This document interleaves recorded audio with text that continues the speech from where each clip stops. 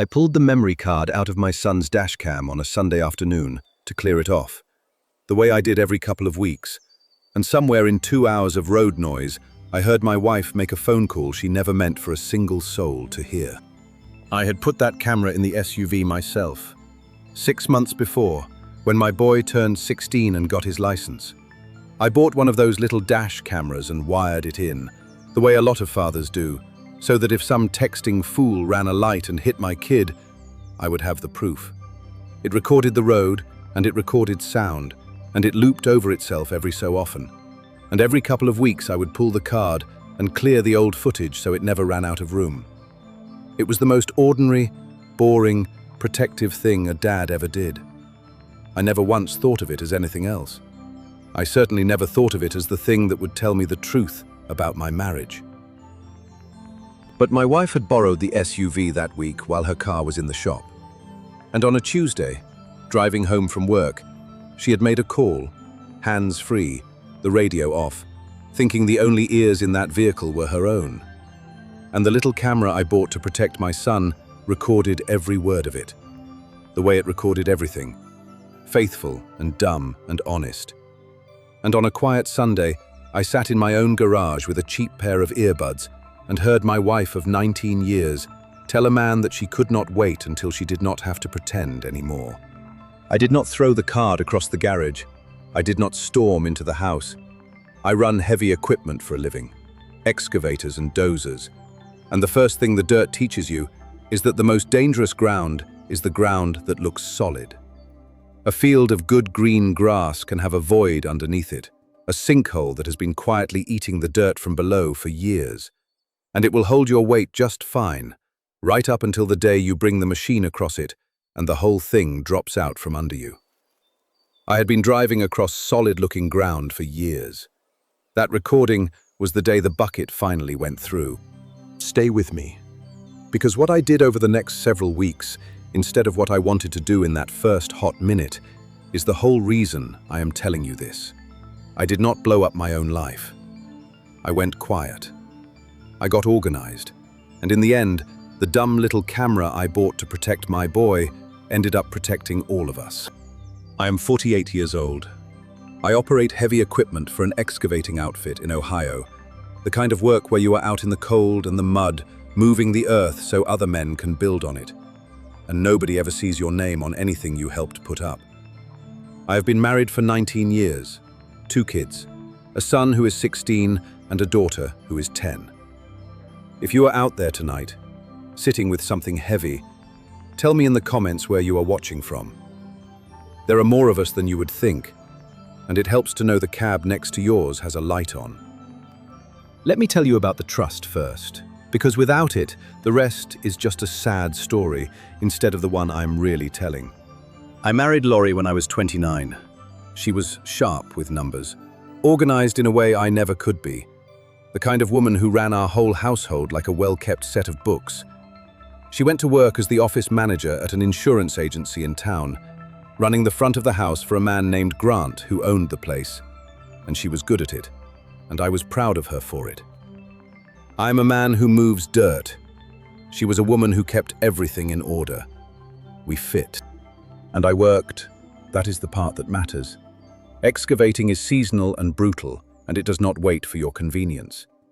In the building months, I was gone before the kids woke up and home after dark, 6 days a week, running a machine in the heat and the cold and the rain, because the work is there when it is there, and a smart man takes it while he can. Every hour in that cab was a mortgage payment, a dance recital, a hunting trip with my boy, a savings account I started the year my daughter was born. I told myself the long days were love. When a man is built to provide, he convinces himself that working himself into the ground is the same as being present in his own home. It is not. I learned that the hard way. I was so busy moving earth for other people's foundations that I never noticed the ground going soft under my own house. I want you to know what those years actually were, because the word work is too small for them. It was sitting in a steel cab in January with a heater that barely kept the windshield clear. digging frozen ground because the job had a deadline and the crew was short. It was coming home so tired I fell asleep at my own dinner table with a fork in my hand, and the kids learned to be quiet around a daddy who needed 20 minutes before he could be a person again. It was skipping things I should not have skipped. A school program, a Sunday, an anniversary I made up for late. Because the machine does not run itself, and the family does not eat on apologies. I gave that woman 19 years of my back and my knees and my best hours, and I handed her every paycheck the day it cleared, and never once asked where $1 of it went. Because asking the woman who kept our books to show me the books felt like calling her a liar. And you do not call your wife a liar. That trust was not weakness. It was the whole foundation I thought we were standing on. It is just that I never tested it, not once in 19 years. And untested ground is exactly the kind that swallows a man. I want to tell you about the man, because he matters. Grant, her boss. He owned the agency. He drove the nice truck. He wore the clean clothes a man wears when his work does not leave dirt under his nails. He had been at our Christmas parties. He had shaken my hand and called me by name and asked about the job. And the whole time, the man signing my wife's paychecks was also the man she was driving home from work, making secret phone calls about. There is a particular sting to being betrayed by a man who never once broke a sweat. When you are a man whose whole life is sweat. I am not ashamed of the work I do, but I felt the difference in it for a while, and I will not pretend I did not. Here is the part I have to own. There had been a coldness for a couple of years that I had explained away as just the long middle of a marriage with young kids and too much work. Laurie staying late at the office, which made sense. She ran the place. New clothes, nicer than she used to buy, which made sense. She had a good job and she had earned it. A distance at the dinner table, I told myself, was just two tired people. I had 100 readings on the gauge and I refused to look at a single one because looking meant the ground was not solid. And a man will drive across a sinkhole his whole life before he will admit the field he built his house on is hollow. Let me tell you how the signs had been showing. The ones I can see now, plain as a stake line. The phone, of course. Face down for 2 years. A passcode where there had never been one. Carried into every room. The late nights at the office that got later. A work conference in another city that she came back from with no stories and no pictures. Just tired. And the money, which is the part that, looking back, I should have read first, because I am married to the woman who keeps the books, and I had handed her every dollar without ever once checking the ledger. There was more going out than I could account for. Cash withdrawals in amounts too small to fight about. A credit card I did not remember us opening. Gifts, nice ones, that I never saw her wear for me. The woman who balanced our whole life to the penny had, it turned out, been keeping 2 sets of books for a long time, and I had been too deep in a machine to ever ask to see them. That is the cruel thing about marrying the bookkeeper. When the person who hides the money is the same person you trusted to count it, the hiding is easy and the catching is hard. She knew which accounts I never looked at. She knew the statements came to her email and not mine. She knew I could not tell a dissipated dollar from a grocery run because I had handed her that whole job 19 years ago and never asked for it back. She had built herself a perfect blind spot, and she had built it out of my own trust, brick by brick. And that is a particular kind of betrayal, to take the very faith a man placed in you and use it as the wall you hide behind.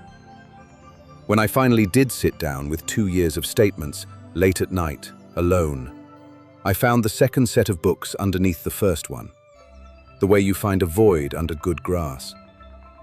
And every number I uncovered was a small landslide. Now back to that Sunday in the garage, and what I did with the worst thing I have ever heard. I listened to the recording 3 times, not because I needed to, but because the man I was that morning could not believe what the man I was an hour later already knew for certain. And then I did the thing my whole working life had trained me to do. When the ground drops out, you do not jump out of the machine and run. You keep your hands on the controls. You stop. You set the bucket down slow, and you do not make one fast move until you understand exactly how bad it is and exactly how to get the machine back on solid ground. Panic is how a man rolls a 40-ton excavator. So I sat in my garage with the worst sound I had ever heard in my ears, and I let the rage burn down into something cold and useful. And I started, very quietly, to think. The next morning I called a lawyer, and what that lawyer told me is the most useful thing I can hand you tonight. So write it down. Do not confront. Not yet. Get quiet. Get organized. And get the proof in your hands before she has any idea you are even looking. The lawyer was a woman in the county seat who had been doing this for almost 30 years and had a steadiness in her voice that put the ground back under me. I told her everything: the camera, the call, the boss, the money I could not account for. And she told me some things about Ohio that I did not know, and I am going to share the shape of them, though I want to be clear I am no lawyer and your state runs its own way and you need your own attorney for your own life. This is just my story. She told me that Ohio is a state that tries to split things fairly, which does not always mean down the middle. And she told me that the law here has a particular thing to say about a spouse who takes money that belongs to both of you and pours it into an affair. She called it financial misconduct, dissipation, the wasting of money that was supposed to be the family's. She said that if I could document it, dollar by dollar, the hotels and the gifts and the trips and the cash, the court could make it right by handing me a bigger share of what was left, to make up for what she had thrown away. She told me that because I was married to the bookkeeper, this was going to be harder to trace than most, but also that the bookkeeper who hides money always leaves a trail, because numbers do not lie, even when the person keeping them does. Then she gave me the rules, and they are the rules I want you to carry no matter what state you live in. Do not move out of the house, because the day you pack a bag, you have written the story of who left this family. Do not empty or freeze the joint account, because that makes you the bad actor in a judge's eyes. Do not confront her, because the second she knows you know, the trail goes cold and the lawyers come out. And do not, whatever you do, lose your temper where anyone can ever point to it. Document everything. Get the proof first. Let the paper do the hitting. So I went back to work, and I became an actor I did not know I had in me. I will tell you the truth about those first days, because the steadiness did not come free. There was a morning that first week where I climbed into the machine with my head full of that recording, and I made a swing with the boom that I should not have made. Too fast, not looking where I should have looked, and I came within a few feet of clipping a man on the ground. He yelled. I stopped. I sat there shaking, because I run that machine half asleep most days and never make that mistake. And I understood right then that the thing in my chest was not just going to hurt me, it could get somebody killed if I let it ride along in the cab. So every morning after that, before I started the engine, I sat for 1 full minute and I set the personal stuff down outside the door. The way you set a bucket down before you climb out. A man carrying that kind of weight has no business near 40 tons of steel unless he learns to leave it in the truck. And there were nights, too, after the kids were down, where I sat alone in that garage with the statements and the recording, and I put my head in my hands. Because 19 years is 19 years, and a man is allowed to grieve a thing, even while he is doing what has to be done about it. I let myself feel it in the dark, alone. And then I wiped my face and I went back to being steady, because my kids needed steady. And steady was the one machine I could still run clean. I want you to understand how hard that was, because some of you are living it right now, lying next to someone whose whole story you have already heard on a memory card in your garage. I came home every evening tired and ordinary. I asked about her day at the office. I lay in the same bed as a woman I had heard say she could not wait to stop pretending. And I kept my breathing even.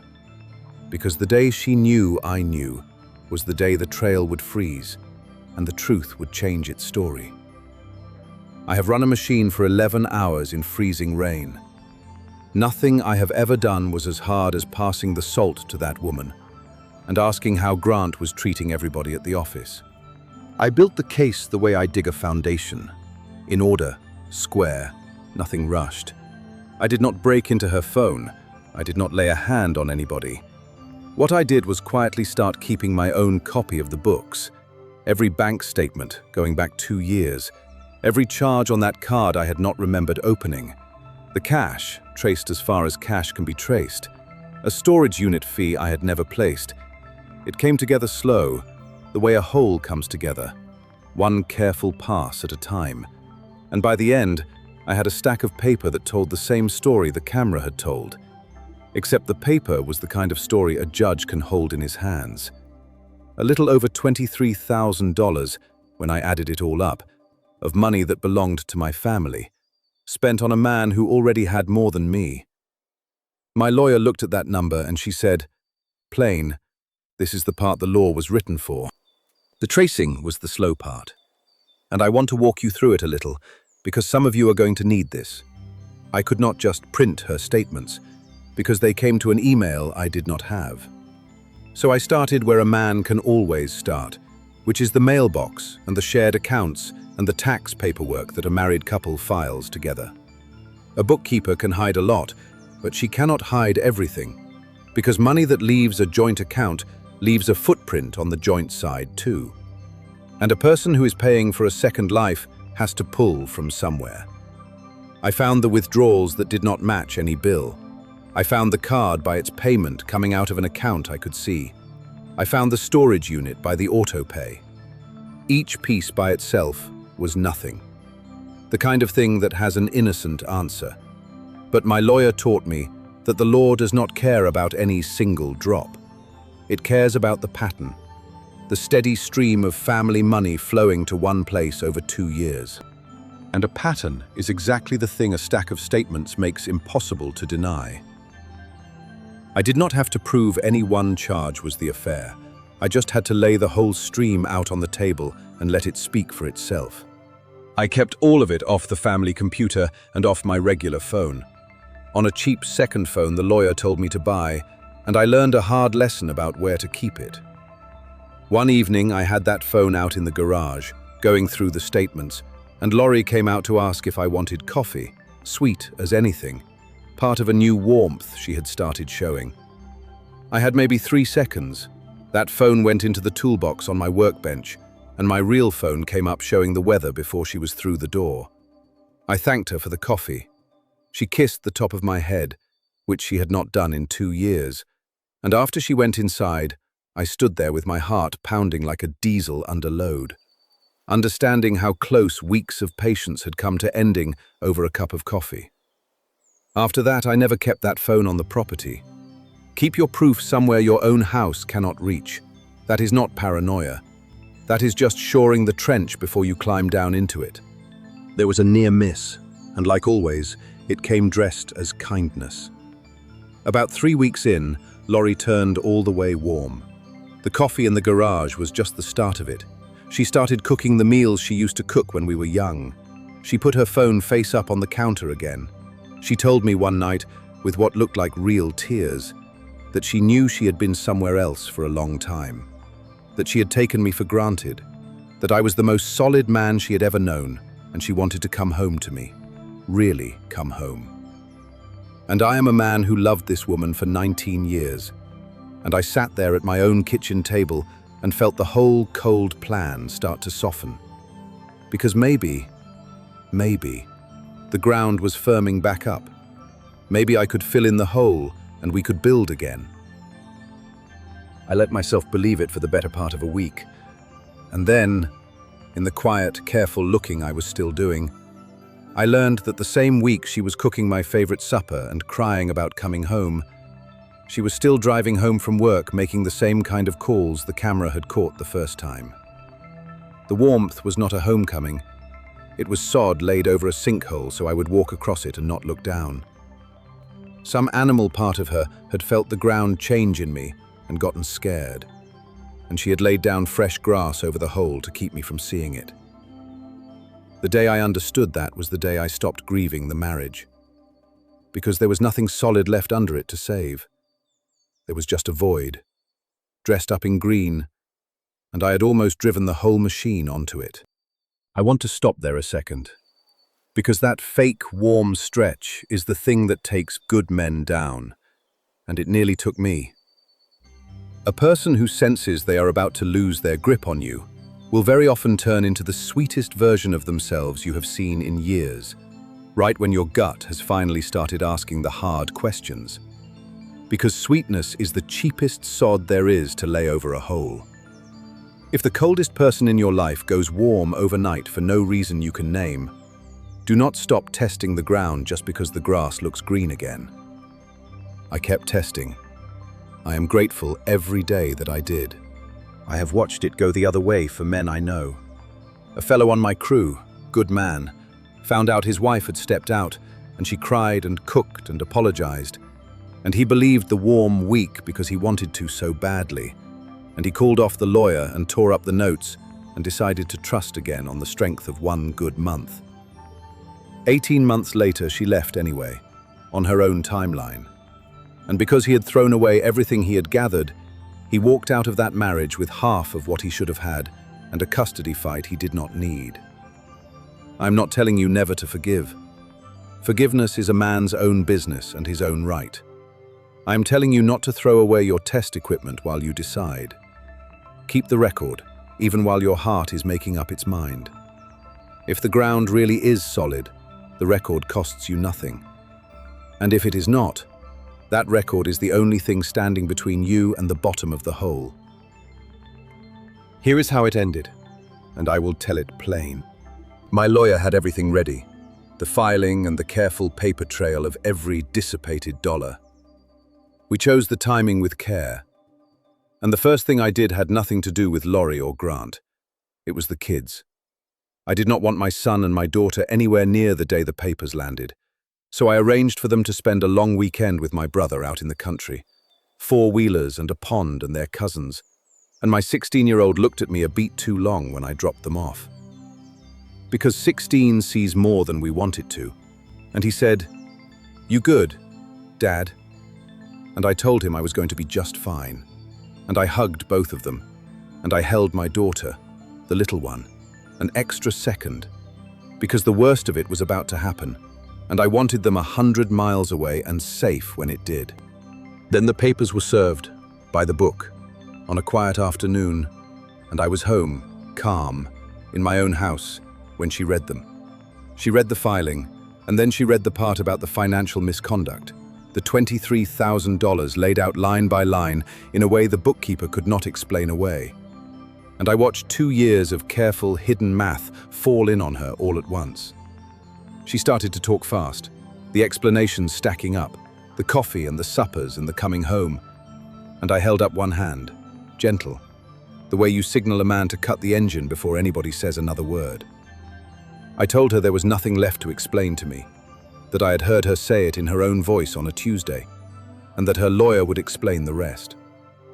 She asked me how I knew, and I told her the truth, that the little camera I put in the truck to keep our son safe had kept the whole family safe in the end, and that I had been the calm, dumb, faithful husband she counted on for weeks while a stack of paper grew an hour away. The quietest thing I ever did was the loudest, and sitting at our table, she finally heard it. She did cry then. And I will not pretend it did not move me, because 19 years does not switch off like a key. But I had learned by then the difference between a person who is sorry for what they did and a person who is only sorry it finally caught up with them. And these were the second kind of tears. She tried, even then, to reach for the books, to argue the numbers, because numbers had always been her ground, and she did not know how to stand anywhere else.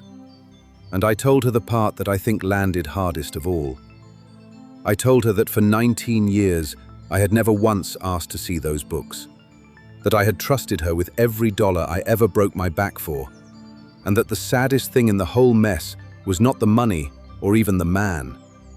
It was that she had looked at all that trust and seen not something to honor, but something to hide behind. Then I told her to call her lawyer, and I went out to the garage where I think best, and I let the engine of the whole marriage finally idle down to quiet. What came after was not loud, the law rarely is, because every dissipated dollar was documented. The court did what my lawyer said it might, and made the division right by handing me a larger share to make up for what she had wasted. Because I had never moved out, never touched a joint account, never once raised my voice or my hand where anyone could point to it, I was the steady one on every page a judge would read. And because I had carried myself like a man through the worst stretch of my life, and kept a calm home for my kids while the ground shifted, their main home is with me, in the house I kept. I have to tell you about my kids, because they are the reason it was worth doing the slow way. My son, 16, the boy whose new license made me buy that camera in the first place, figured out more than I wanted him to.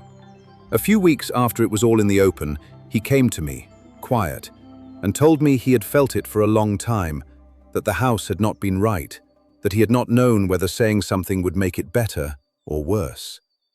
I told him the thing I most needed him to hear, which is that no kid is ever the keeper of a grown-up's secret, that it was never his weight to carry, and that a father's whole job is to take that load off a child, not lay it on him. My daughter, 10, just needed the world to stop tilting. She needed to know there would still be pancakes on Sunday, and her daddy in the same kitchen, and her own bed in the same house. So that is exactly what I gave her, week after week. Because steady is a thing you prove by repetition, not by speeches. The best thing that came out of the whole mess is that both of my kids watched their father get hurt about as bad as a man can get hurt, and not turn cruel, not come apart, not put his hands on anybody. They learned you can keep your head and your honor at the same time. I would not trade that lesson for an easier year. The man, Grant, got exactly what men like him always get, which is nothing they actually wanted. The second the affair was in the open and there was a real mess with real weight to it, a divorce, a public file, an angry community, he did what his kind always does and stepped back from it as fast as he had stepped into it. He had his own marriage and his own business to protect, and it turned out my wife was only worth the risk to him as long as she cost him nothing. She learned, the slow and bitter way, that the man with the clean hands and the nice truck would not get one speck of dirt on himself for her. That is its own justice, and I never lifted a hand to build it. The truth just lets people be exactly who they already were, if you are patient enough to step back and watch. She called me once, about 6 months after it was final. She had heard the kids were doing well, that the house was quiet and good, that I had moved up to running the biggest machine on the crew. She said maybe we gave up too soon. She said the kids needed both of us under one roof. She said she had made a mistake, and her voice broke, and I believe it did. I let her finish, because I have learned, you let the ground settle a long while before you trust your weight to it again. And then I told her, with no heat in it at all, that I wished her well, that the kids loved her and always would, and that our marriage ended a couple of years before I ever heard that recording, on a day she chose, and I did not. I said goodnight, I hung up, and I walked through my quiet house, and I checked on 2 sleeping kids, and I stopped a minute at my son's door, at the boy whose safety made me put a camera in a truck that ended up saving all of us. And then I slept like a man who had finally found the void, filled it in right, and got the machine back on solid ground. I think about that little camera sometimes. I bought it to protect my son from somebody else's carelessness on the road. I never dreamed it would be the thing that protected him, and his sister, and me, from the carelessness inside our own house. A man tries to guard his family from the dangers out there in the world, and so often the thing that finally tells him the truth is some small, dumb, faithful thing he set up for a completely different reason. Here is what I have left for you, and then I will let you rest.